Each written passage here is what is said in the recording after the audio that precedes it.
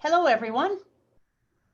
I am Tracy Themes, co-founder of Sophia Financial Group and Sophia Wealth Academy with my business partner, Kamal Basra. We are a full-service financial planning and investment management firm located on Vancouver, BC's west side. Since we opened, we've been dedicated to delivering excellence in professional, holistic investment management and creating a platform for financial inclusion, education, and inspiration. We believe that money is power, the power to create personal peace of mind and the power to make the world a better place. Wise Money Talks is our online education program with the objective to help you gain control over all aspects of your relationship with money. We want you to be the boss of your money and not the other way around. Money, as I'm sure you've learned, is never just about the money. This season in particular, our offerings are dedicated to building resilience and confidence so you can move forward in your financial life with strength and conviction. I'm so appreciative of our incredible speakers who are so willingly able to share their time and energy and wisdom with us. They bring new ideas and considerable life experience to their teachings. Thank you from both Kamal and I. I'm also grateful to our webinar hosting and marketing teams for managing all those backstage details and everything that goes into presenting these wonderful speakers and their important life-changing messages. Again, thank you. And so for now, I will sign off, leaving you in their capable hands. Have fun, everybody. And remember, we're here if you need us. Great. Thank you, Tracy. Before we get started with Dr. Tannis, who will be our speaker today, just a few notes to share that we'd like to cover. We will be recording this webinar and you will have access to this talk along with other webinars on our YouTube page. We will be sending out the link to this session as well as information on other upcoming events later this week to everyone who's registered. We have set time aside at the end of this webinar for you to ask Dr. Tannis any questions or share any personal insights. Please don't use the chat function for questions, but rather use the Q&A tool at the bottom of the screen. At the end of today's presentation, you will be asked to complete a short survey, basically less than a minute long. Your feedback is always appreciated as it helps us to fine-tune our sessions. And now it is my pleasure to introduce our speaker for today, Dr. Anita Tannis. She will be speaking about health, happiness, and hormones. I've heard Dr. Tannis speak a few times, and each time I have taken away some great tips and strategies that I am actually still using today. I hope you have pen and paper handy, and as you will want to take some notes. Dr. Tannis is an integrative and functional medicine physician who has always been fascinated by the intersection of art and science, of the body, mind, spirit in health and wellness. Currently, her practice focuses on stress and hormones, and Dr. Tannis uses whatever tools are needed to help her patients create inner and outer balance.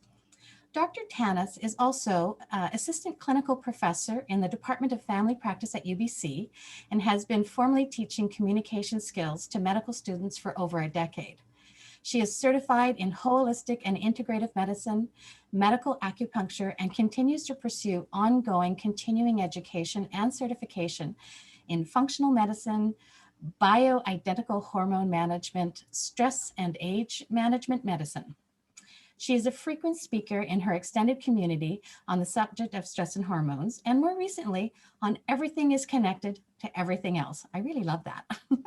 Dr. Tannis is a mother and a daughter who continues to study transpersonal psychology, Buddhism, yoga, and Tai Chi. She has a passion for personal development and the outdoors, all of which deeply informs her work.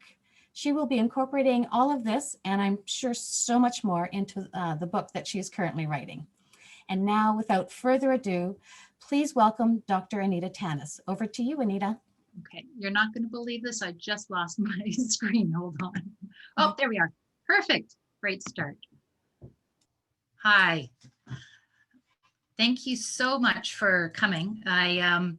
I really love doing these talks, and one of the main reasons why I do them is that I find them a lot of fun, and it's easier to reach 70 people than it is to speak to 70 people one-on-one.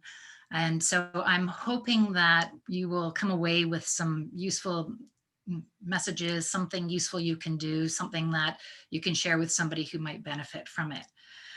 So thank you, Tracy, for having me again. Thank you, Joanne, for the lovely welcome. And thank you, all of you, for signing up. I know we have an international crowd. I sent out a few invitations last night to friends in Europe, and you guys accepted, and that is very heartwarming. And I'm sure there are other ways you could have spent your Saturday morning. So I'm glad you're here sharing with the group of us.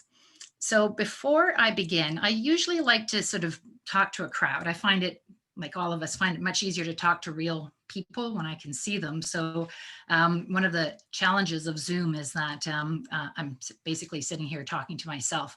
So if I seem to disappear every once in a while, just please keep that in mind.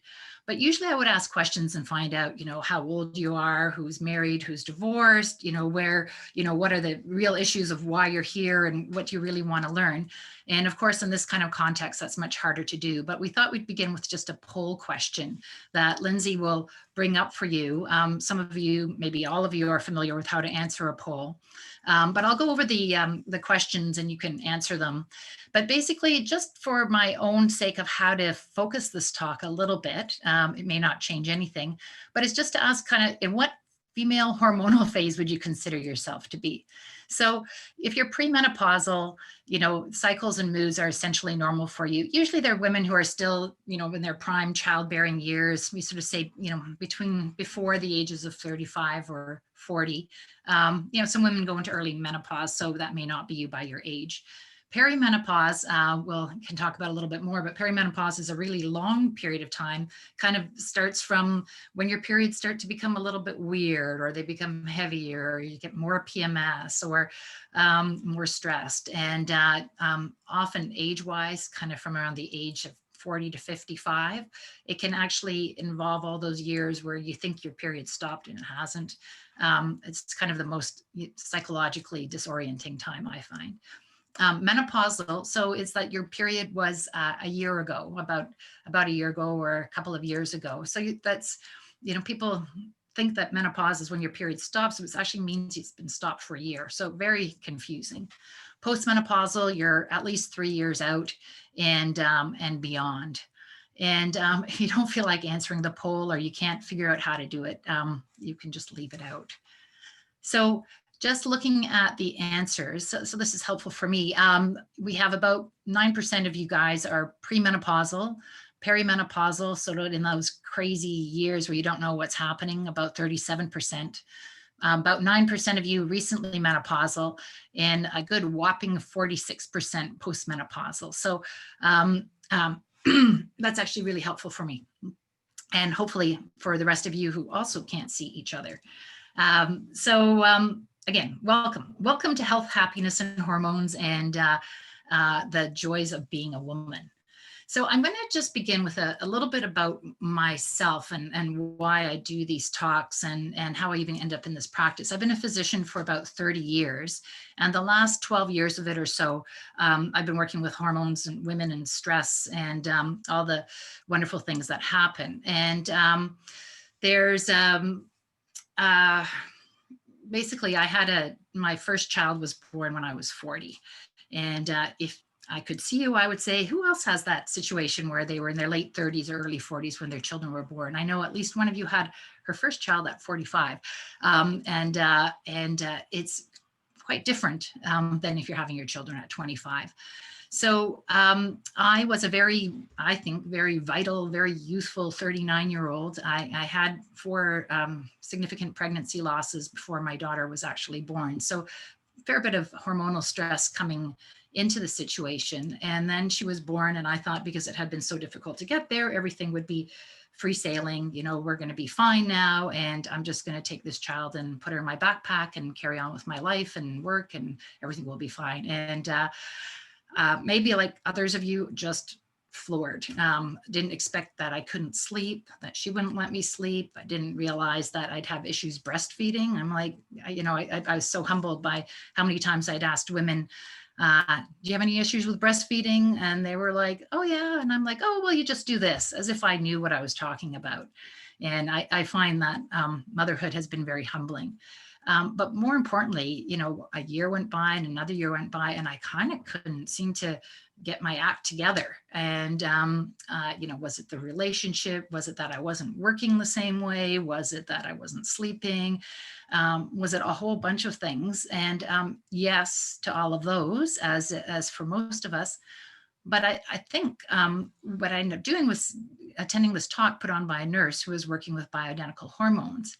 And she talked about how there are these hormonal changes that happen that are like progesterone changes and estrogen changes. And you can have this thing called perimenopause and I had been a physician for, almost 20 years by that point. And I had no idea.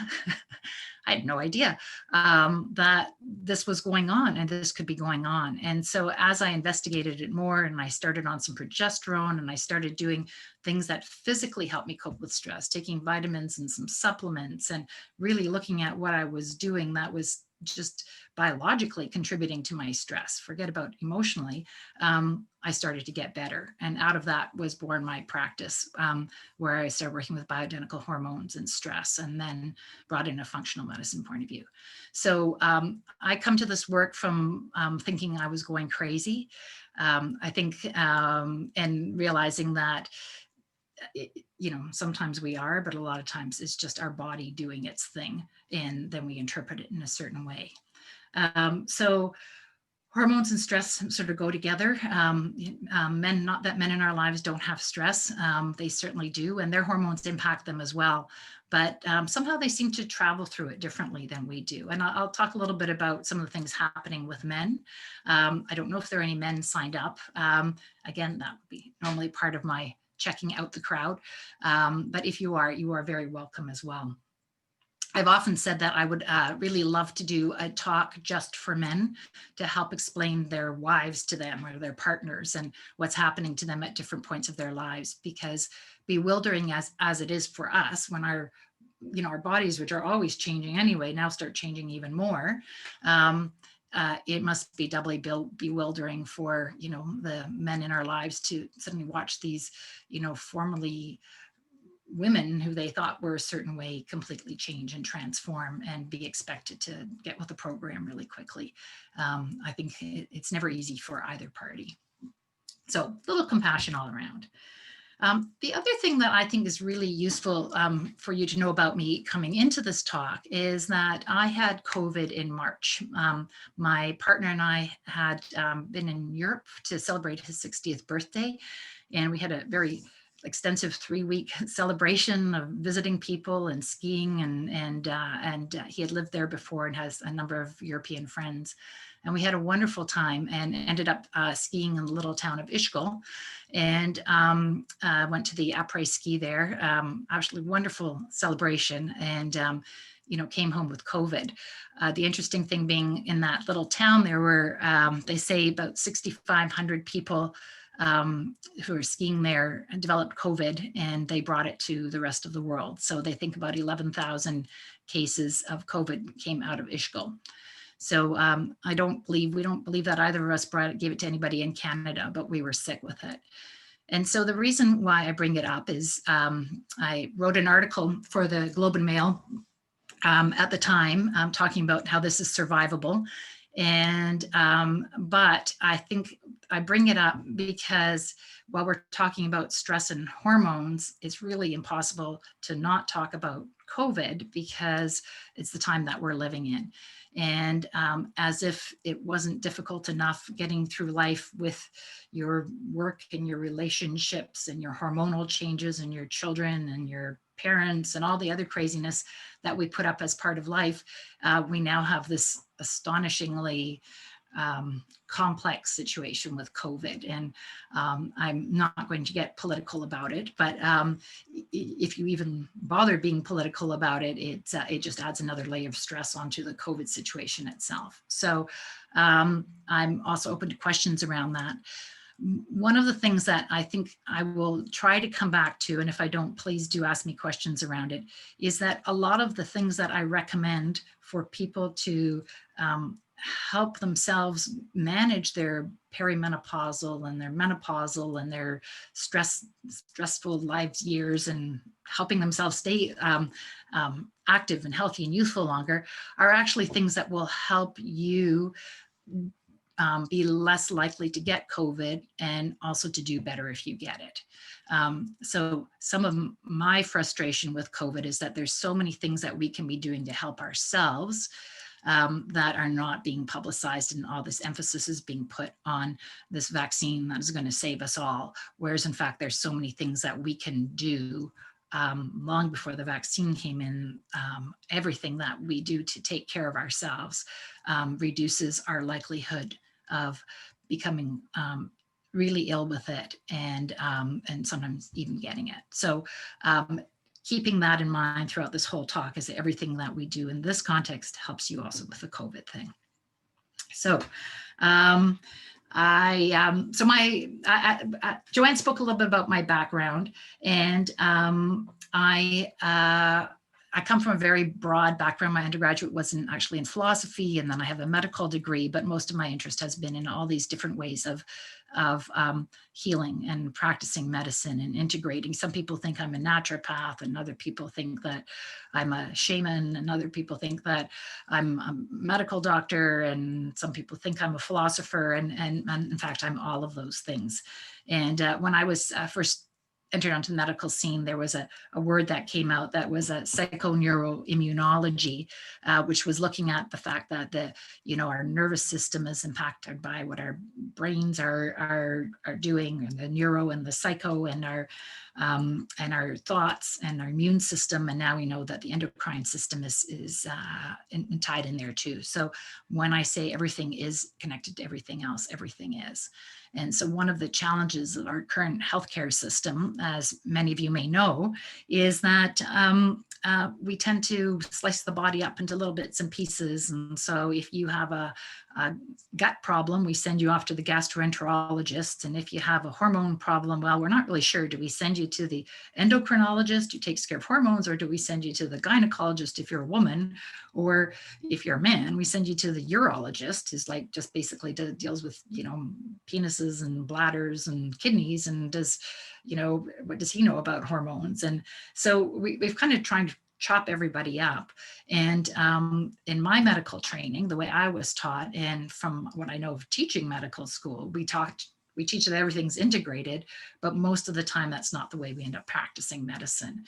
And so patients will come to me and they'll have one medication for their gut, and one for their emotions, and one for their hormones, and one for their musculoskeletal problem. And in functional medicine and integrated medicine, what we're trying to do is see how everything is connected, and how doing the right thing in one thing can often help the other thing if we let it. We don't just keep blocking it by putting in medications. So the 5 goals that I'm supposed to achieve today are huge. Reviewing stress hormones, reviewing sex hormones, coming up with new strategies for dealing with stress. I'm going to try to tap in on all of those, and let's see what we can do. So one of the first things that when we talk about stress is that stress is I like this definition I have, is stress is the body-mind reaction to change and or the perception of change. So the big thing to understand about stress is that stress isn't always negative, right? I'm supposing that most of you will understand this by now, but stress is what gets you out of work. Stress is what makes our bones grow, because we need the pressure. We need something to butt up against in order to grow.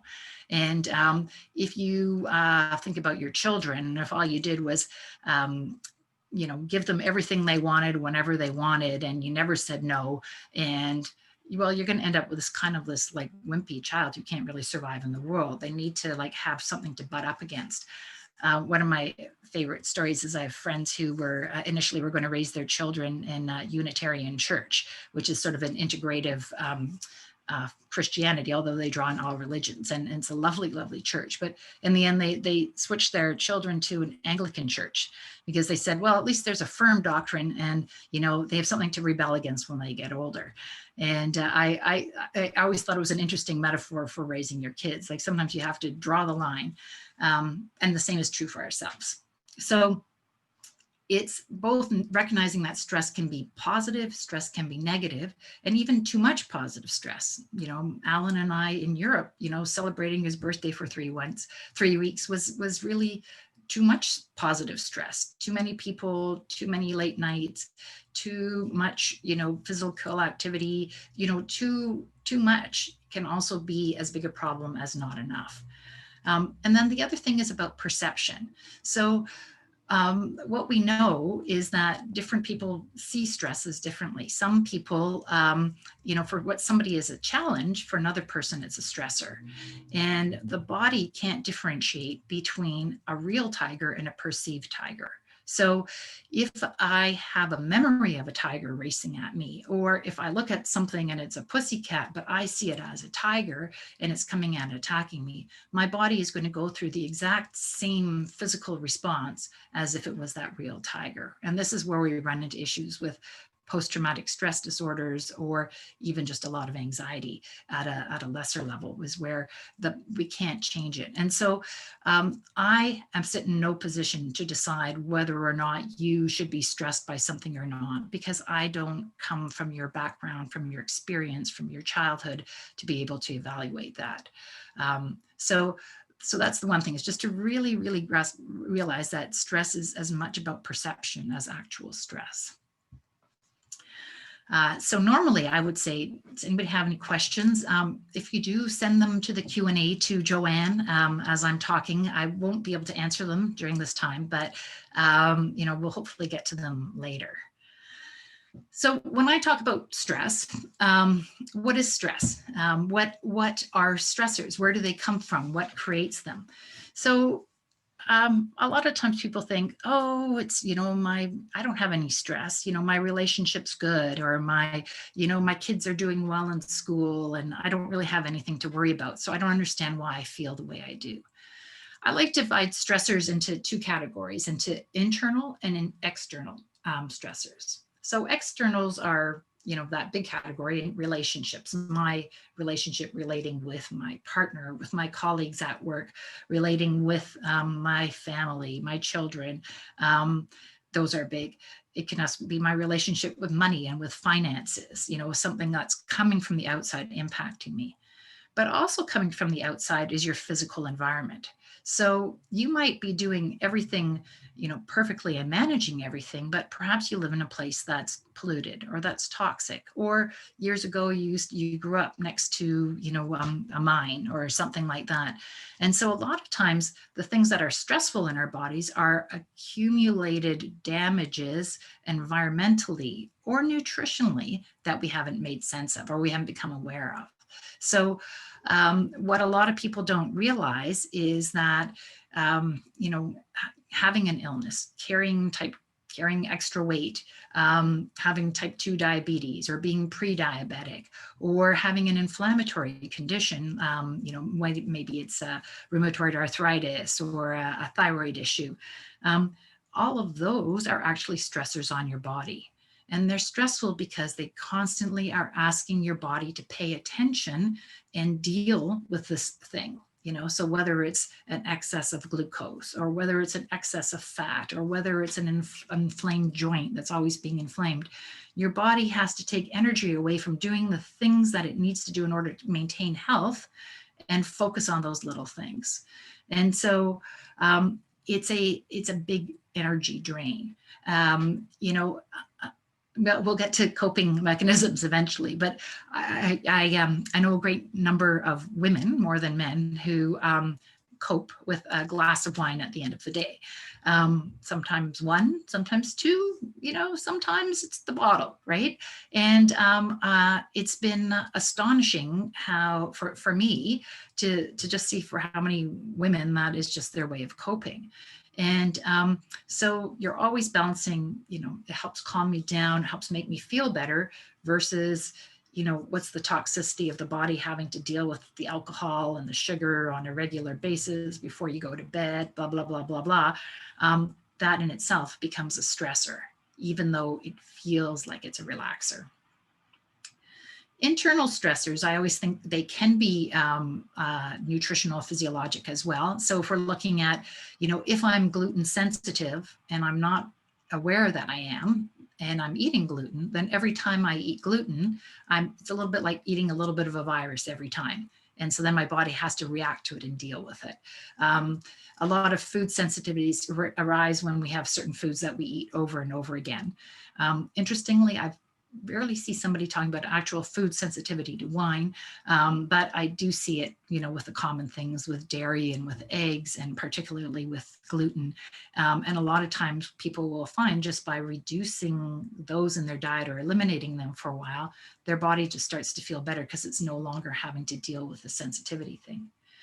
But more importantly, the internal things are our beliefs and our thoughts and the past history that we carry around our body, our ACEs, our adverse childhood events, and our generational trauma.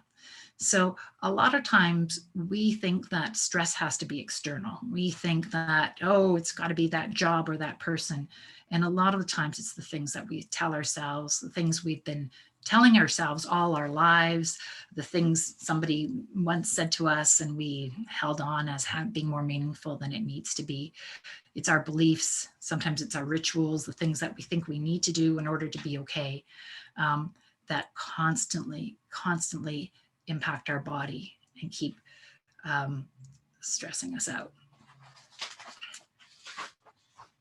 So what happens when we get stressed? Like what's actually happening in our bodies? So a lot of people have talked about, I've done talks on adrenal fatigue, and a lot of people think, oh yeah, my adrenal glands, which manage my adrenaline and my cortisol, are burnt out.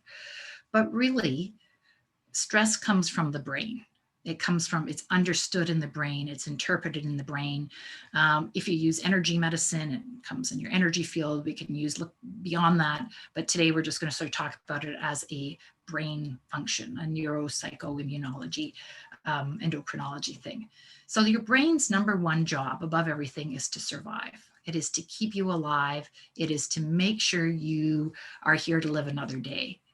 It's not really interested in quality, it's definitely interested in quantity. It is not really interested in how well you feel in the long run. Ideally, it would like you to feel well, but it's more important that you survive. So when we get stressed, we go immediately into survival mode, whatever that happens to be like in our body.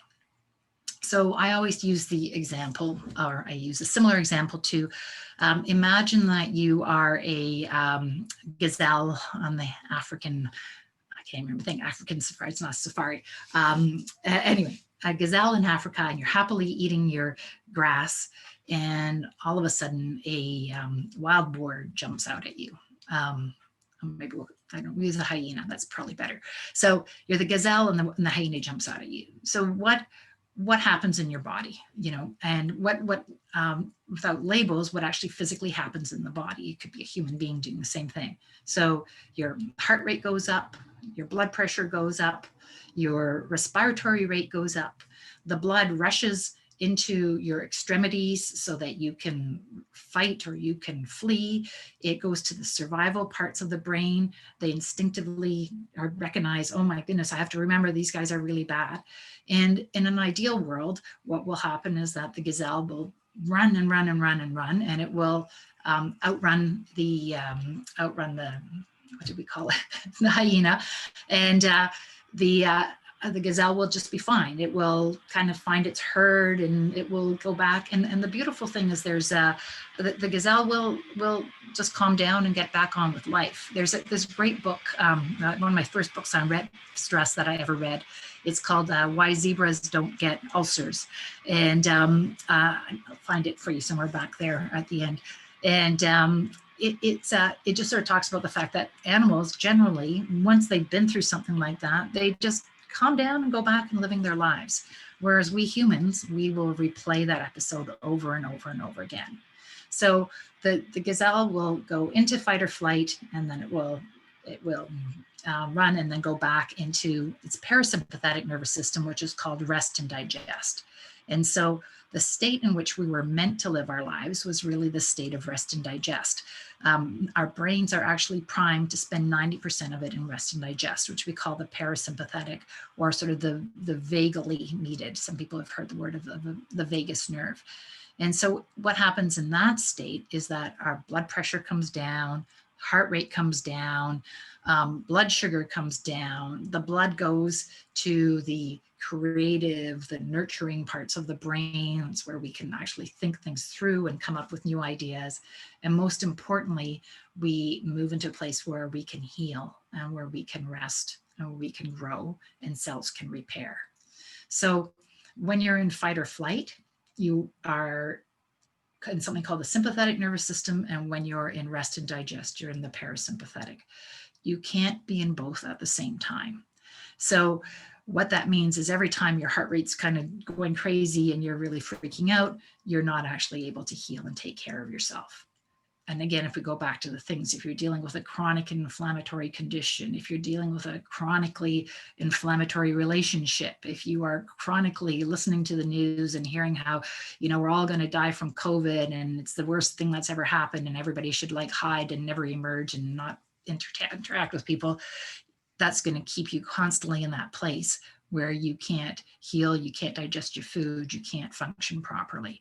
So there are other states as well that are involved in that heightened state. Some people go into fight, flight, and then a lot more research in the last few decades has been done on looking at fight, flight, and freeze. And what happens in that is that it's still a sympathetic nervous system state, but it's almost like people shut down. And the interesting thing about it is it usually is a reaction when people feel trapped. And so that's my worry around COVID is that, not only are we going to have people with high blood pressure and high blood sugar and more diabetes and all of us sitting around at home eating our chocolate and calming our nerves, watching Netflix videos and Netflix reruns, but we're also in a state of paralysis and inaction and lack of control and uncertainty. And that does a whole bunch of other stressful stuff to us if we kind of feel that we have no options of moving around. So the bottom line of that is we want to try to get into our vagal system, into our sympathetic nervous system where things heal. And so sometimes we can't in our situation, but we can do it in our practices. The other thing that gets activated in the stress thing is this thing called your HPA axis, your hypothalamic pituitary axis. So while the messages initially come to, from the brain, the brain sends the message down to the adrenal glands to pump out a bunch of adrenaline in order to cope with the immediate reaction.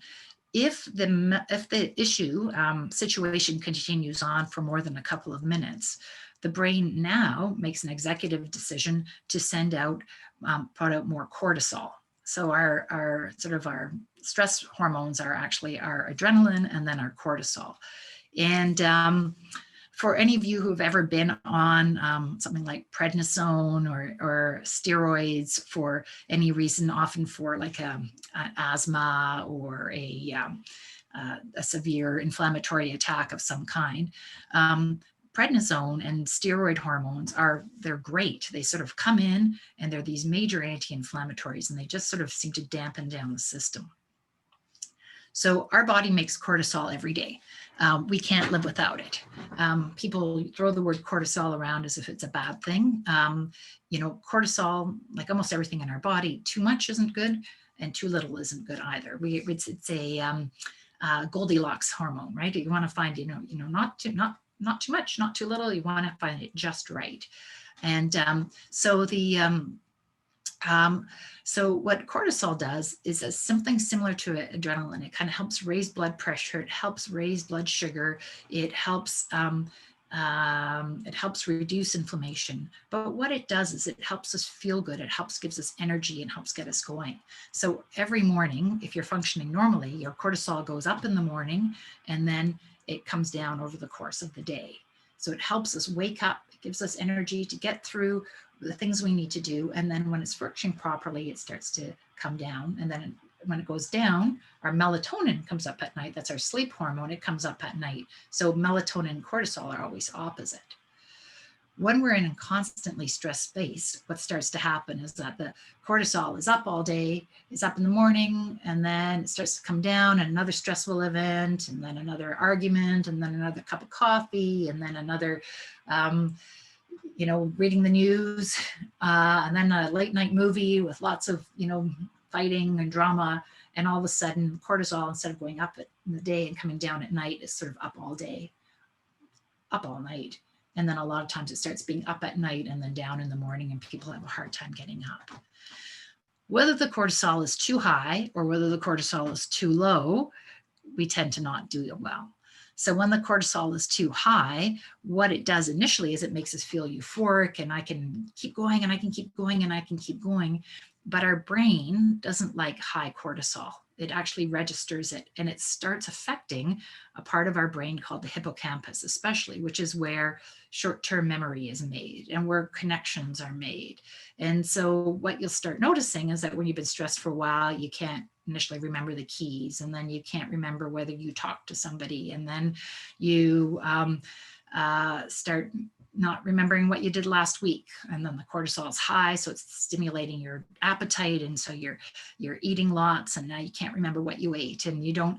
And then you come and see me and you say, Dr. Tannis, I'm pretty sure I've got Alzheimer's, but don't tell anybody, because nobody else is going to be able to cope with it. So stress actually has an Alzheimer's-like impact on our brains. It actually reduces the number of cells in our hippocampus, in our memory, in our short-term memory, because it's toxic to that part of the brain. So no wonder we all feel like we're losing our minds. We kind of are. So it's things like that, is just to really realize that there are physiologic reasons for why we're feeling like we are. If you don't take care of it, it can get worse. If you take care of it, it can get better. And often we think, oh my God, this is never going to end. And we don't realize what are the things that we can do. So some of the interesting things around stress are that, women are a little bit different than men, in that men will be much more likely to go into fight or flight first. A lot of men they need to take action, and they've got to fight things, and they got to fix the problem. I don't know how many of you have ever, cried to a partner or a significant father or a brother, and they immediately start coming up with solutions for you on how to deal with it. For men, part of their calming pattern is actually to find solutions. That's how men end up actually calming their nervous system. With women, and again, we're not all the same. Some women, immediately need solutions, but most of the time we are biologically engineered to do more of the tend and befriend thing. For women, one of the more calming hormones is actually a hormone called oxytocin, and people call it the love hormone, and often love hormone because it's majorly released in bonding with your child, with breastfeeding, and during sex. And the funny thing about oxytocin is that for men, it makes them fall asleep, and for women, it makes them socialize more. So it's a very interesting work that's been done that for women, part of their initial response isn't even necessarily to fight or flight or freeze. In the big picture, it does. When we're actually threatened with survival, we all go there. But one of our first responses is actually to go and talk to somebody, to reach out, to take care of somebody else. And for a lot of us, that's actually very, very calming. It may not, I guess it's our form of problem solving or solution focused, is to like, hey, let's just get together and talk. So a lot of this coping and a body's ability to respond to stress is actually trained into us when we're born, and when we're raised. And so all of us sit in a different place in our stress reactivity and our abilities to cope. And some of us have different challenges and different vulnerabilities to stress. And so we may be more easily triggered. So what we know is that the brain has kind of three different types of brains, if we call it. So we have what we call as our reptilian brain, which is like the most earliest brain that developed before we started to become mammals even. And it's the one that's responsible for breathing. It's responsible for peeing and pooing and temperature regulation and, hot and cold. And so if you think about a newborn baby, they are like full on reptilian brain. They can't really do anything for themselves. They can't really initiate anything, but they can respond to all these things. The next level of brain functioning is our sort of mammalian brain. And that's also really has to do with the part of our brain that involves the limbic system. And that's where memories are formed, and it's our emotional brain. And so we often think about that. This is the part of the brain that develops when we are from the time that we're newborns on, and it develops out of experience. So if I'm, cold and I've pooed my pants and uncomfortable and I'm crying and help comes, then the brain, that part of the brain learns, crying brings me relief. There's help coming, and it starts to train me into having these associations.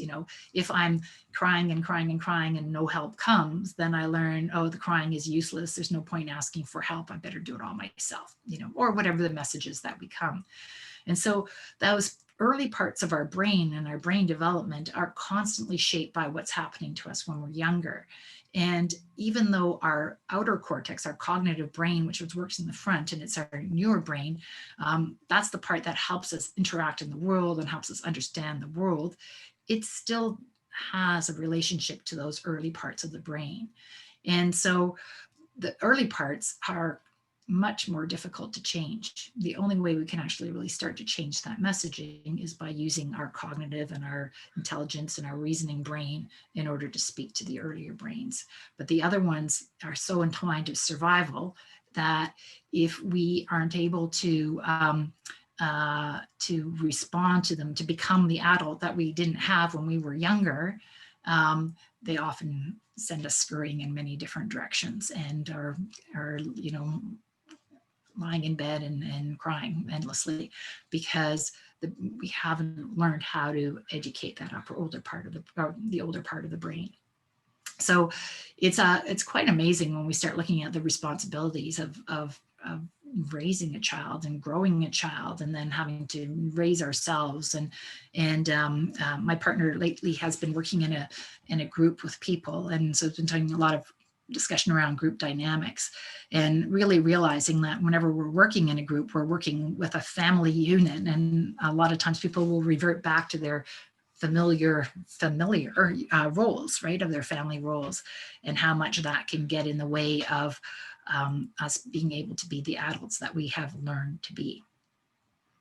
So just a last couple of thoughts on this part of the nervous system. Again, books have been written on this. People know infinitely more than I know, but I find that having an understanding of what happens when we get stressed is really useful, because we can see that the physical reactions we're having are natural responses to what we're perceiving.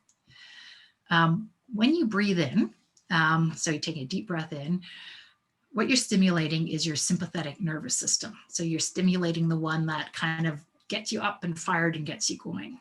And when you breathe out, you're actually stimulating your peripheral nervous system, or your PNS, we call it, and that's your rest and digest.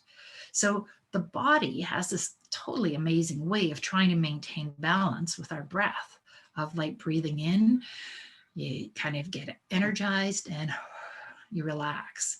And so when we start looking at traditions over the years, like if, yogic breathing is probably the best known, but, many people are coming up with different ways of breathing now, is, if you do like a breath where you breathe in the same amount that you breathe out, you're sort of working on balancing the brain. And the latest research has shown that breathing in for a count to 6 and out for a count to 6 is the best way to balance your brain. I would say, how quickly do you count to 6? I don't know how you decide that, but apparently 6 seconds in, 6 seconds out is the best balance. I find for myself when I get stressed, and for I think a lot of people, what we often find is if I do an in-breath on 4, like 1, 2, 3, 4, and then breathe out for 6, I'll find that it's more calming. And a lot of times people will even work on to really calm themselves down as I'm trying to prolong the out breath as long as they can. What's interesting is that, to me, is that it's not just a thing to do. You're actually manipulating your nervous system in order to produce a result. In yoga, they often do, I think it's the breath of fire, where you're breathing in and out really quickly. And a lot of times you focus on the in-breath, and then you're stimulating, you're getting energized. So interesting, just think about it. So that's a little bit about the stress system and our stress nervous system responses. There are easily an hour's worth of talk about sex hormones, but I wanted to touch on some of that as well, because most of us in this talk are women, and we're dealing with our hormonal changes and their intersection with stress, and how do they make things worse and how do they make things better for us. So in a perfect world, I would talk about estrogen, progesterone, testosterone, cortisol, insulin, and your thyroid hormones. We're not going to manage that in this period of time, but I would like to talk about a couple of them. So the first one being estrogen. When I went through medical school, it seemed like we only talked about estrogen as being a female hormone. I'm sure we mentioned that progesterone is there and testosterone is there, and that other hormones affect each other, but I don't really remember that. And so estrogen is a very important hormone in female bodies. It is responsible for 400 different effects in our body. So when people say estrogen is bad and you shouldn't use it, it's just like saying I don't like women. So estrogen is great for our hair, it's great for our skin, it's great for our eyes. It's really important for our brains. It's important for our hearts. It's an anti-inflammatory. It helps our joints. It does so many different things for our body. But it's kind of a bit interesting because there's different kinds of estrogen. It's not one hormone. And so the different kinds of estrogen do different things. Most commonly, we talk about estradiol, which is our most biologically active one. It's E2. We talk about estrone, which is more prominent during menopause, and it's a little bit more cancer causing, but that's not all it does. And then we talk about estriol, which is E3, which is kind of not as biologically active, actually helps to prevent breast cancers in some situations, but I find a lot of vaginas like estriol cream, and it sort of takes it up readily and helps things get sort of juicy and lubed up down there. So, estrogens have different functions in the body, and they respond in different way. So they get a really bad rap. And with the Women's Health Initiative study that came out in 2001, that was ended, that the takeaway message in the media was all hormones are bad. Nobody should ever take any hormones. And a whole bunch of women dropped all the hormones they were taking, just left everybody in a state of fear. A lot of things changed.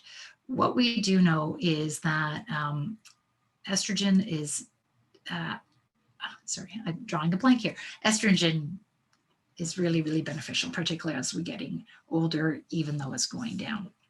The challenge with estrogen, and particularly the estrone and the estradiol types, is that if they are out of balance in the body, they tend to want to make things grow. So they can give us, nice breasts, but they can give us breasts that are too large. They can give us the lining of the uterus. The lining of the uterus can be too thick. They can really sharpen up our brain, but they can make us really sharp and really irritable. They give us a nice female form. They give us too much female form, and we end up gaining weight. So the main hormone that balances out estrogen is a hormone called progesterone. And they're a bit like yin and yang. Estrogen wants to make things grow. Progesterone says, hey, let's make different kinds of tissues. Let's shed the lining of the uterus. Let's not stay up all night. Let's get some sleep. progesterone really works closely with a neurotransmitter in our brain called GABA, and GABA's main job is to help calm the nervous system down. So when we have more progesterone, we have more GABA. They work together. So the one's excitatory, the one is calming. But again, if you have too much progesterone, it can throw things out of balance, just as having too much estrogen. So hormones are always about the dance and the balance and the practice. So during the perimenopausal years, which I know many of you have already gone through, what tends to happen is that progesterone is declining, and estrogen actually is going up. So in those years, sort of around 40 until your periods end, when a lot of women are feeling crazy, a lot of times that declining progesterone and then the increase in estrogen and the estrogen going up and down is a big reason why we get those irregular cycles, and we get the moodiness and the insomnia and the PMS and the heavy bleeding and the headaches and all of those things that make us feel really unhappy. The interesting thing is that the focus tends to be on estrogen, which is actually going up, but a lot of people treat it as if it's going down. Whereas in fact, during those years, it's the progesterone going down that's really important. What's important, especially to notice, particularly in that time and after, is that our sex hormones, so our estrogen, our progesterone, our testosterone, a hormone called DHEA, are the backup system for our stress hormones. So the sex hormones are what the stress system draws on when we start to get wigged out. So a lot of times, a lot of women, even when they're 40, will come in and, oh, I'm having hot flashes and my periods are irregular and what's going on. And when I look at happening in their lives, they're having some kind of crazy thing happening in their life. You know, somebody has died, married, divorce, financial issues, something's going on. Maybe they've got a new illness. So what ends up happening is that the demand for the cortisol is so great, the body says, hey, these other sex hormones, well, they're steroid hormones too. We're just going to draw those and change them a little bit, use them to make more cortisol so that so that we can survive. Because remember, the brain's main function is about survival, and it doesn't really care about sex hormones. So the sex hormones go down, you feel crappy, you can't conceive, you can't do any of those things, but you're going to survive because the body always wants to survive. So it's always going to take everything else away in order to survive. So whenever you're having weird symptoms, it's kind of difficult because a lot of times it's because just those nutrients and everything is being drawn towards helping you get through things. It's sort of a tactic, but it makes us feel crappy.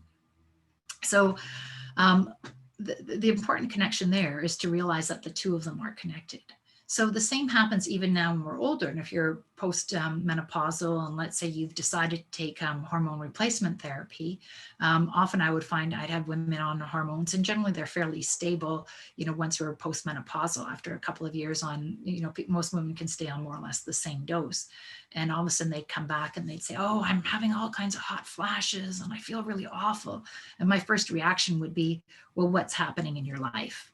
Not, oh, I think you need more. It's like, well, what's happening in your life and what can we do physiologically to help support your stress, because your body is taking your hormones and putting it towards your survival. It's not so interested in keeping the hormone balance. And so it's kind of really understanding how closely that's connected. I used to see the same thing as well when I worked with adolescents for about 22 years. And I would see them having gone through a really difficult time in their lives, and they would be, and so they'd go through a difficult time in their lives, and, you know, they would miss a period, you know, when they would have something, you know, weird going on like that. And it's just the body's sort of saying, hey, we're not putting any energy into that, we're surviving. Testosterone is a really interesting hormone for women as well, because a lot of currently under the Canadian guidelines, we're not even supposed to test for it unless it looks like you've got a tumor or something like that. But for a lot of women, testosterone is actually part of our drive, our motivation, our sense of well-being, and it can decrease under stress. Normally, progesterone goes down first, estrogen goes down around, especially around menopause, and then testosterone usually is supposed to stay up high, which is kind of why we all get, you know, a few little extra whiskers here, and we start looking a little less feminine, a little bit more masculine, so that, you know, if you look at older women, you know, I'm sort of talking about sort of women in their 80s who haven't done any hormonal therapy, they look quite similar to older men, right? Because for the men, their testosterone's decreased and their estrogen progesterone went up. For women, it was the opposite way, our estrogen progesterone went down. And so we all start looking a bit androgynous after a while. And that's just the effect of declining hormones. I might leave the discussion about, you know, hormone replacement. I'll say a few words on it. So there are some people who work with hormone replacement and who are very big on, you know, everybody should be on hormones. It makes a huge difference. You know, there should be no exception to that. It's very interesting that the literature that's come out since I started doing this work in the last sort of 15, 20 years is very much in support of the benefits of estrogen in women, particularly as they age.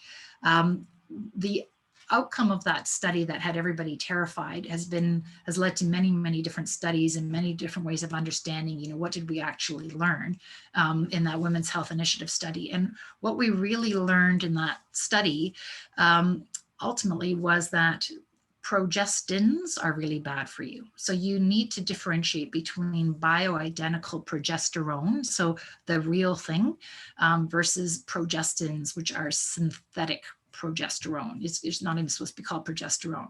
Although one of the forms, the form that was used in the study, it was called, oh my God, it was called, anyway, it had a name. It was Provera, but I'm just trying to think of the other name.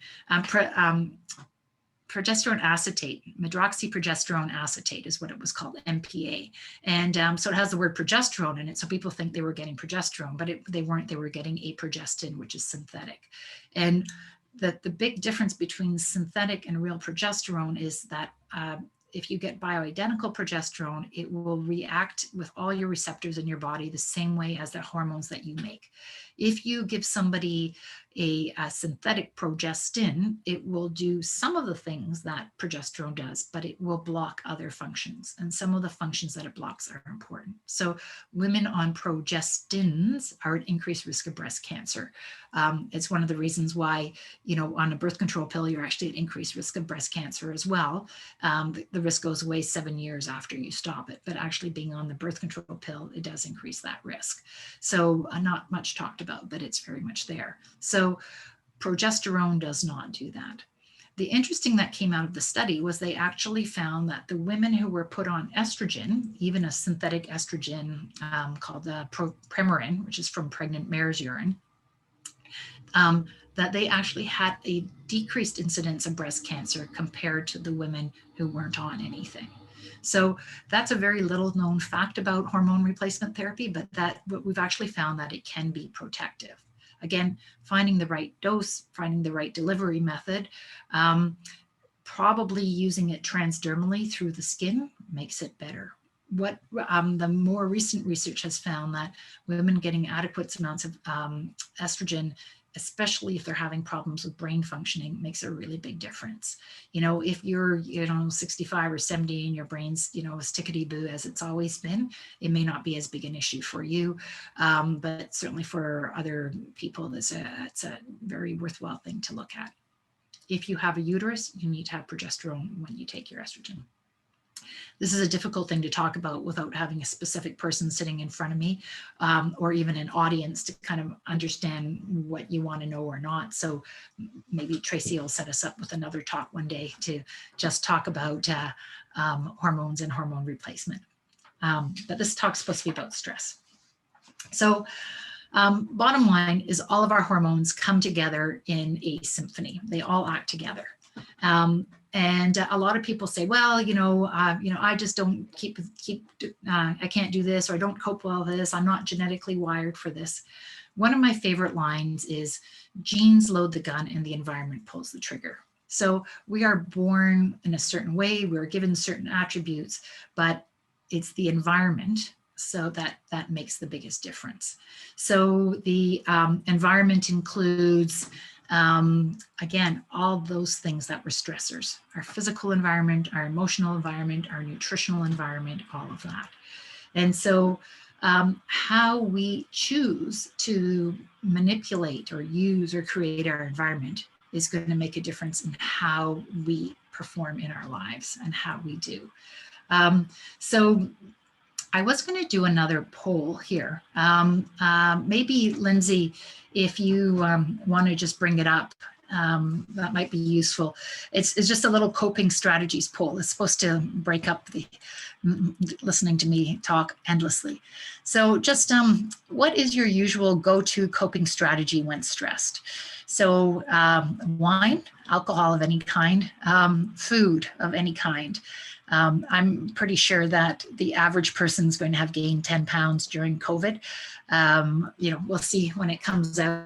But I think we're all going to end up unhealthier. We're going to be sicker for it, despite all our best intentions to get lots of exercise so we don't have to go to work or be traveling to work.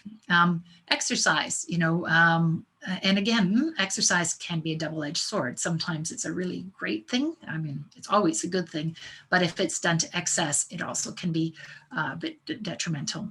Yoga, meditation, talk, write with someone, and Netflix or equivalent distractions. So our number one choice seems to be food. Yeah, so we're all gonna, my friend Val, who I know is on this talk, sent me a cartoon of these very, very large people inside a room looking at the door, and they saying, now that COVID is over, how are we going to get out the door? And I kind of think many of us feel that way. So, and again, easy, handy, and goes way back to those childhood things where, when you wouldn't stop crying, somebody shoved something into your mouth, and we all just kind of calmed down and either, sucked on the breast or sucked on the little soother or just ate the food. But anyway, that's one of my theories. But it does bring me to, just in terms of stress and coping strategies and maybe some new ideas, is to really look at what these habits are. So I'm not speaking from a place of perfection. I have my own little vices and my own things that, move around. And my partner was laughing at me because I was calling my caffeine addiction an addiction, but it actually really is. I gave up coffee for 17 years at one point, and it was very difficult to get there. And then having reintroduced it 3 years ago, I am re-addicted, and every time I go off, I go through such terrible withdrawal that I kind of keep making excuses for going back on.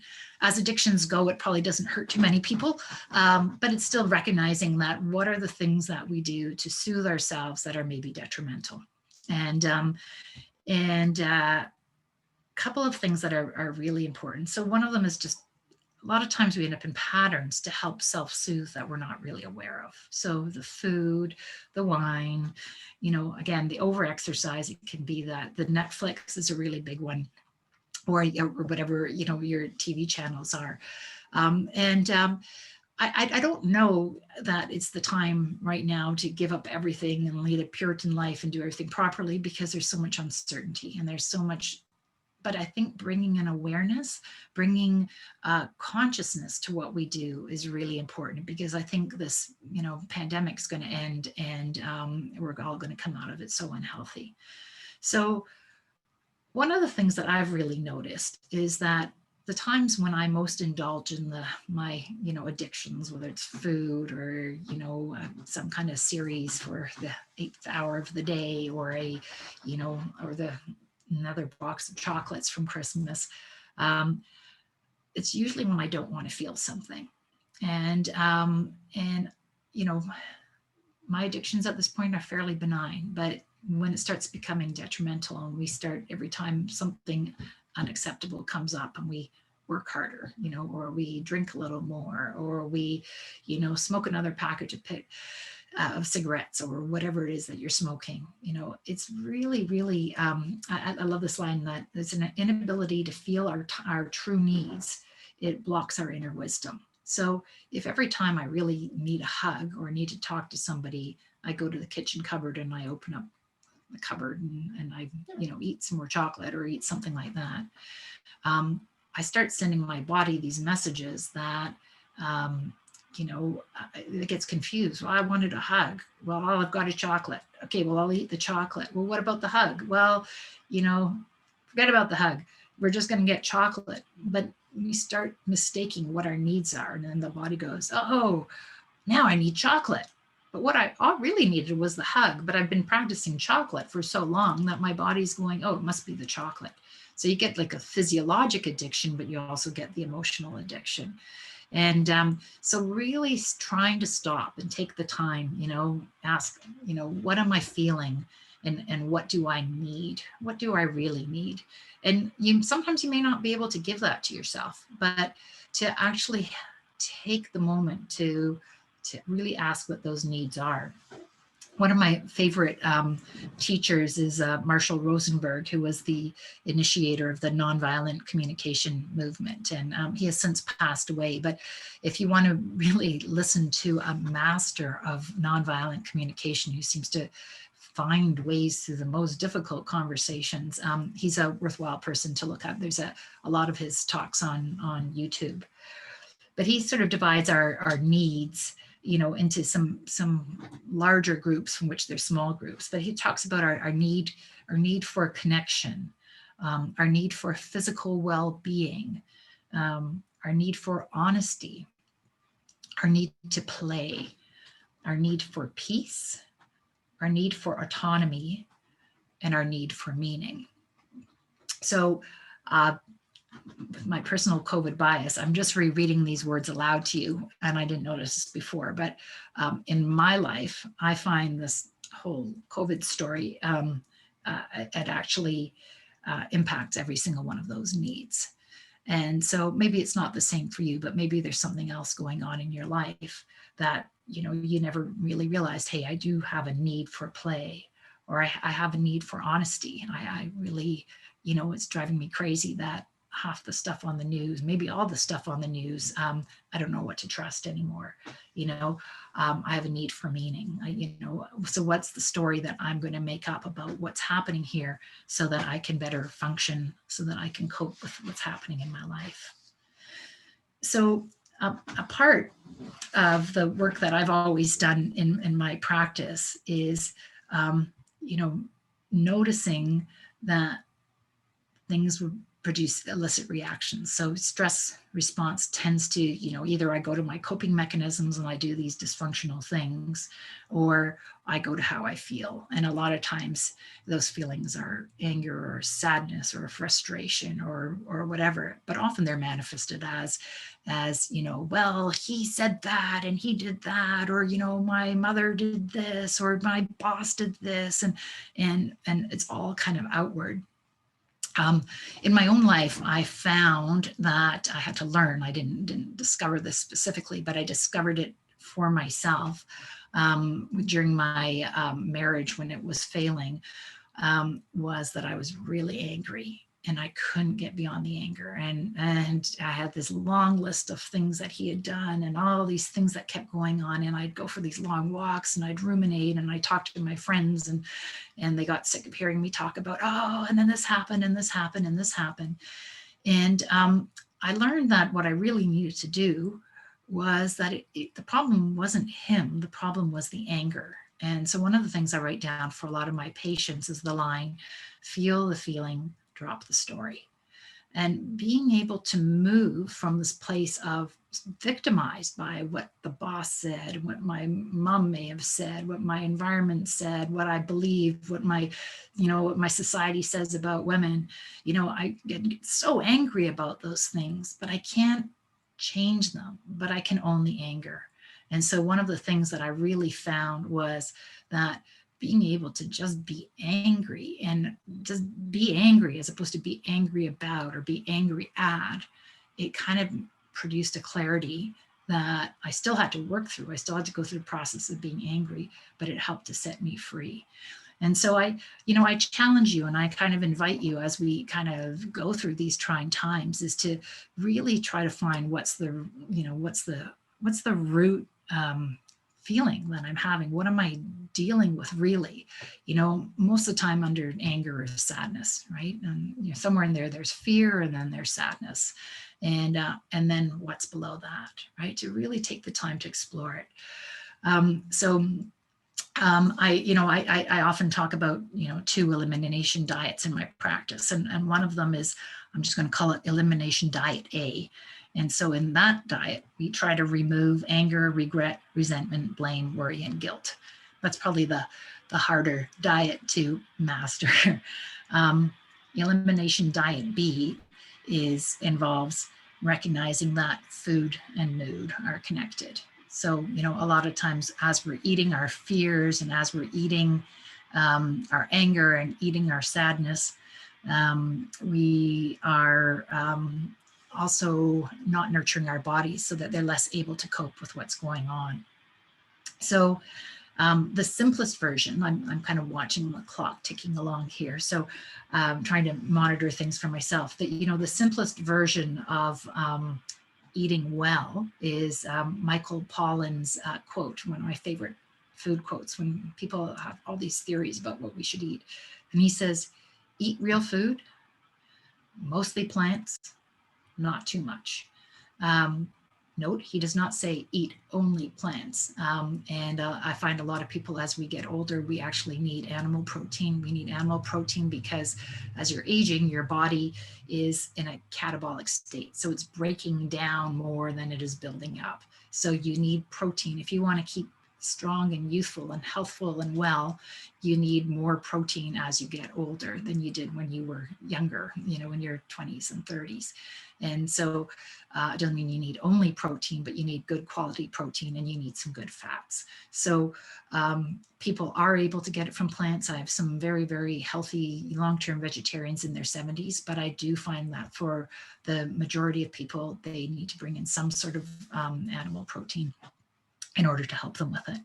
But more importantly is the lots of greens, lots of veggies, moderate fruits, and then really what are the things that you want to minimize.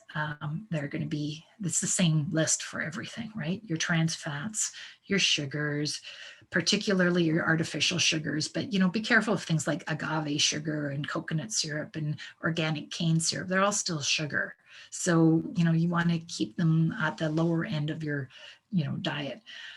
Alcohol, white flour foods, gluten. The more research there is on gluten, the more you start looking at it and the more you start reading it. One of the things that we now know is that every single person who eats gluten gets a little bit of what we call a leaky gut whenever they get it. So it means that spaces between the lining of the gut opens up every time you eat anything with gluten. So that's, it's like wheat, rye, barley are your biggest grains, but sometimes it can be other ones as well. So most people's bodies are able to tolerate it, and then they seal up. But if you've got other health issues going on at the same time, that can become a bigger and bigger problem. So I don't tell everybody to eliminate gluten, but for some people, I definitely focus on that. Watching our caffeine intake, it can really rile you up, it can get you charged up, but it can get you overcharged and overstimulating. So you're always in your sympathetic nervous system. Artificial sweeteners, artificial anything, just don't do it. And really simple practices like don't overeat and don't eat 3 hours before bed, and eating foods that you're sensitive to. There's sort of a real common sense in that. So I know that I still have lots to talk about, but I know that I'm running short on time. One of the things that I have prepared for you and that Lindsay will put up on the end of this is just a list of some supplements that I use for people going through menopause and perimenopause and any kind of hormonal issues. The thing that's really key around this is that optimizing all of these is also super helpful for reducing your risk of getting COVID. The one that I forgot to add in is I did not add in some zinc, and we'll add it to the slide later on so that anybody coming back to this is here. But so looking at your vitamin B, sorry, we'll go, actually, can you go back, Lindsay, to the last slide?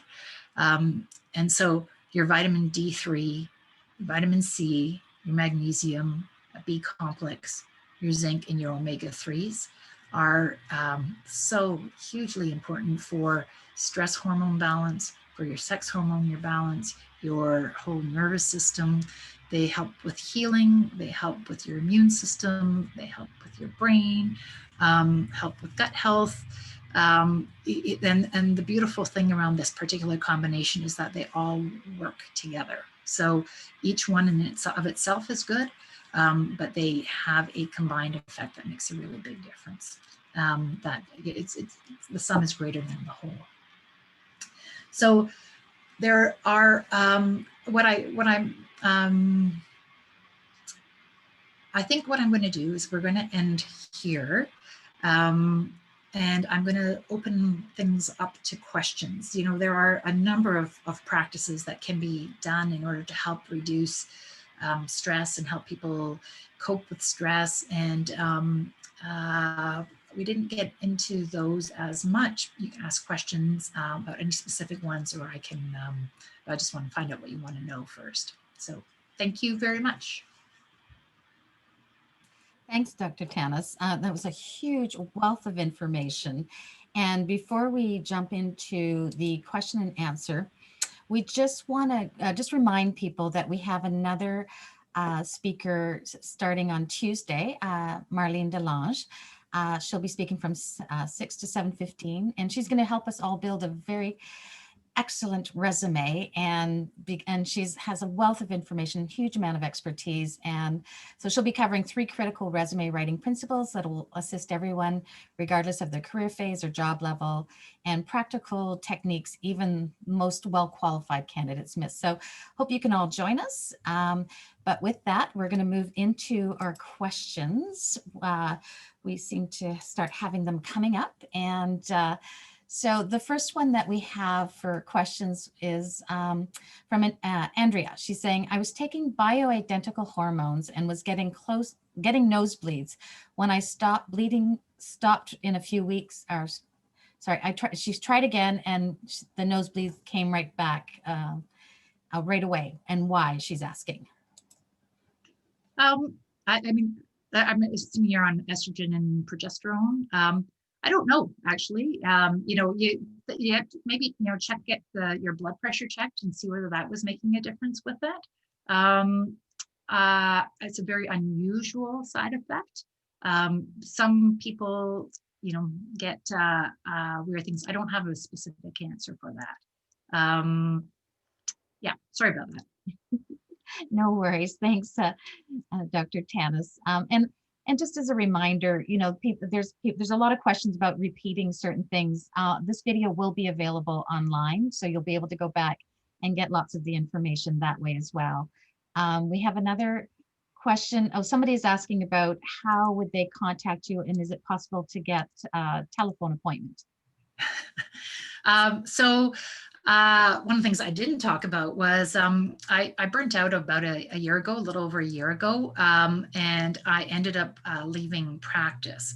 So at the moment, I have not completely figured out how I'm going to get back to practicing. Part of what I'm trying to do is to try to get out as much information as I can doing talks. I am looking for, you know, some super computer savvy person who can help me set up something online to do more teaching in that way. But at the moment, I am not taking new patients. Thank you. I know that must be tough. And a lot of people are just so appreciative for all the information that you've been providing today. And again, you know, a lot of this information will be made available to everyone who sat in on the session. So don't worry if you missed some of the key points. We will get back to you on some of those. Another question that came in is, what is your recommended dose for zinc? So for zinc, I use somewhere between 15 to 30 milligrams. If you're actually getting sick, like with a cold or with a virus or anything like that, I would bump it up, and always take it with food, because zinc can make you feel quite nauseated. So some people can't tolerate 30 milligrams, so even the 15 milligrams. And if you're somebody who happens to have like a copper IUD or something like that in place, you want to make sure you're taking like the 30 to 50, because zinc and copper are always in balance. For some reason, I very rarely see people with a copper deficiency, but a lot of people with a zinc deficiency, and you want to make sure there's a little more zinc. Okay. I had, just from what you were saying, I was one thing I was going to do, and then I didn't. And I know this is going to be recorded, so I know we can just do this. In terms of like good resources that people can use, I just have a couple of books. I have a whole bunch here, but I'm not going to bring them all up. Just in terms of reading more, this may not be the most current. This is Dr. Christiane Northwin's, this is Women's Bodies, Women's Wisdom, but she also has, I couldn't find my other copy, she also has the Wisdom of Menopause. And that Wisdom of Menopause is a fantastic book on menopause. And Christiane Northrup she's very far-reaching. She goes, into body, mind, spirit. And then just in terms of sort of diet and nutritional stuff, my current favorite is the Hormone Fix. And so she doesn't talk so much about hormones and hormone replacement per se, a little bit, but she sort of focuses on sort of a keto green diet. One of the things that we know when women are doing a keto diet, or that they often don't do well with it. They need more vegetables, they need more starchy carbs, they need more things. And so she sort of brings that into her way of being. But you can really balance your hormones and therefore also your stress by really getting the diet in check. I'm not saying it's easy to change. If it were, I always like this view. I think it sits really well to just be seen from up above from this point. Everything else is where all that COVID weight went. And the last book that I just want to bring up that I often use, it's an older book as well. It's called Buddha's Brain. It's by Dr. Rick Hanson. I can't tell if the light's reflecting on it. And it's a lovely, lovely combination of body-mind exercises, really looking at Buddhism through the eyes of a neurophysiologist, and how all the teachings in Buddhism actually helped, made sense neurologically. But it's got a combination of exercises, but it's one of those, it's practical and it's informative.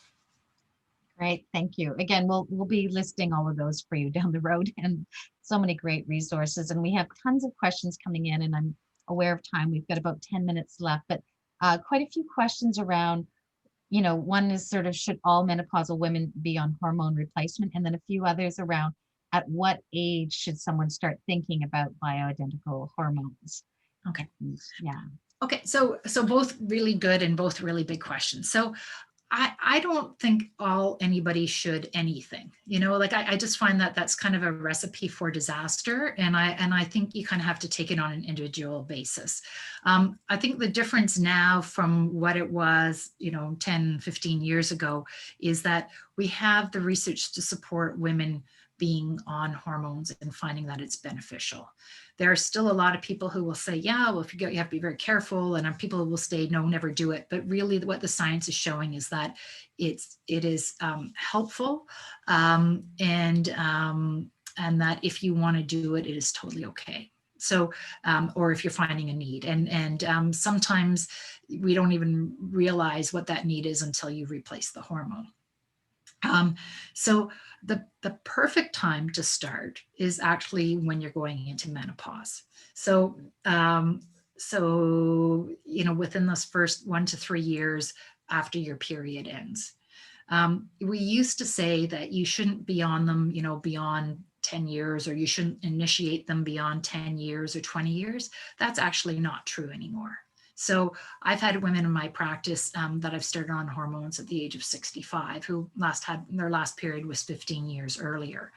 I would start them at a lower dose. I would make sure it's bioidentical, and I would definitely make sure that the estrogen that they're taking is transdermal, which means it's through the skin. It's not a pill, because what we know happens is that as soon as you go through menopause, it's kind of interesting.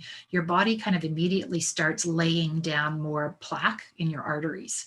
So women before menopause have a much lower risk of heart disease than they do after menopause. And part of that is that our hormones are actually protective against that. So part of the rationale behind starting women on hormones as they go through menopause is that you get better cardio protection. You also don't have as much bone loss. So estrogen and progesterone are great for building bone. And so if you start them earlier, they do more, rather than you get kind of a rapid decline when it comes off. The challenge is that everyone is different, and a lot of women don't feel that badly, that they sort of go like, oh, well, God, I feel like going on something that now I'm supposed to take for the rest of my life, right? So that said, we even know that having like 5 or 10 years of hormones after menopause, even if you stop it after 10 years, it has an ongoing positive effect. So, however, if I use myself as an example, my mom had breast cancer 3 times. My mom ended up dying with sort of heart disease stuff. So she didn't die of her breast cancer, but probably her heart problems were from some, chemotherapy she took for her breast cancer. So it's kind of complicated. So I've been taking progesterone since I was 44. Because of my hormonal things. And I've always seen taking progesterone as being protective against breast cancer. And I think there's enough evidence. I haven't found anything that contradicts that. But when I hit menopause about 2 years ago, 2 or 3 years ago, I found that I'm exquisitely sensitive to estrogen. Maybe this will pass, but every time I go on estrogen, I retain water, I get irritable, my breasts hurt, and I just feel crappy. And so I'm not on estrogen. 20 years ago when I started, I would never even thought that I could be on it. Now I would probably consider taking it even for a while, but my body doesn't tolerate it. I feel worse when I'm on it. Okay. I have joint pains. My memory isn't optimal. I'm, getting a little bit of extra weight around the belly, like all sort of menopausal things. Estrogen might help with some of those things, but I can't tolerate it, even if I just take a little tiny smidgen. So I don't do it. I'll try it again in a year, and maybe I'll try it again in a year, and maybe I just will never take it. So you really have to look at how it works with your own body. I have other women who started on estrogen, even before their period stopped, because they just had a lot of hot flashes, they had a lot of dryness, they had a lot of achiness, and they went on it and they did really, really well. I have some women who later on, we end up taking, I end up using something called DHEA. And particularly I find women, when they hit their in their 60s, a lot of women on DHEA actually feel quite well. And DHEA is a hormone that's made in our adrenal glands, and it breaks down to make estrogen and testosterone. So it's kind of got this androgenic effect and a little estrogenic effect. And in and of itself, it's great for your immune system. DHEA peaks when we're about 20, 25, and then it declines with age and it declines with stress. So when I first heard about DHEA 20 years ago, people talked about it. It was like the hormone of youth. I don't think it's all that, but a lot of women do quite well if they start using that when they're older. So there's a lot of different options. There are, even though I'm not seeing patients at this point personally to kind of make those personal evaluations, one of the beautiful things that's happened over the last decade is that naturopaths, at least in British Columbia, have been allowed to prescribe hormones as well. So if your family doctor doesn't know anything about it, there are a number of good naturopaths in the community who work with hormones, as well as some of the physicians. Great, thank you. And there's still a bunch of questions, but we are running out of time. So I'm going to bring in one more question that hopefully we can do a quick response to. Sorry. Probably your last. No worries. And I think, we'll try to find a way to get the information out to people.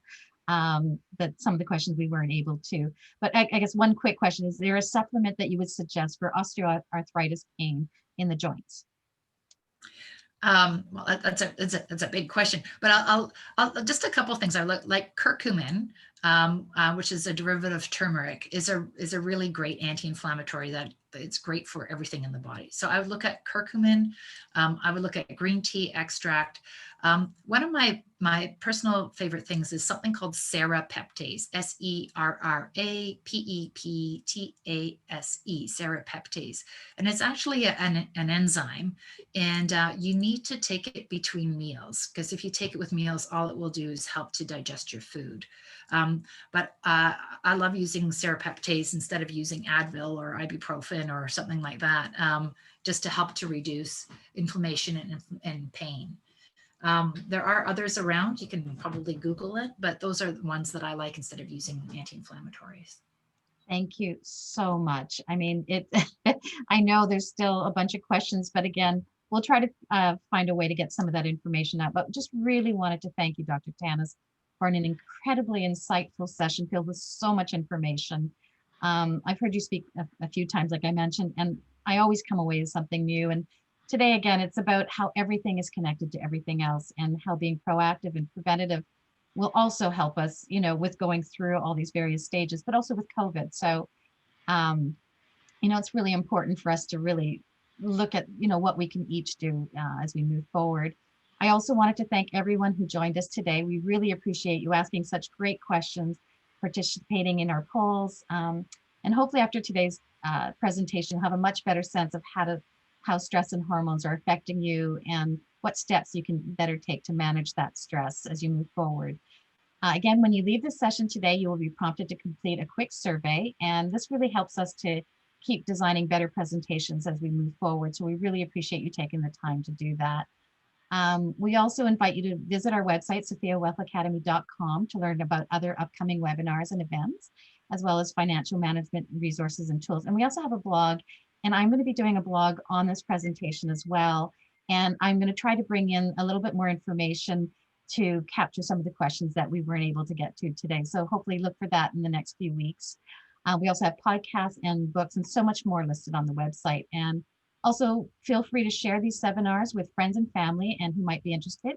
And then keep an eye on that email, because we will be sending out an email, and we'll try to have some information in that email for you as well that will cover some of the books and some of the information that Dr. Tannis talked to us about today. And again, just thank you so much, Anita. Again, just a wealth of information, and we're so very grateful. Thank you for taking the time today. Thank you. Thanks for having me. And thank you everyone for attending. It was fantastic. Wish I could see you. I look forward to your book. Me too. All right. Bye. Thanks, everybody. Stay tuned.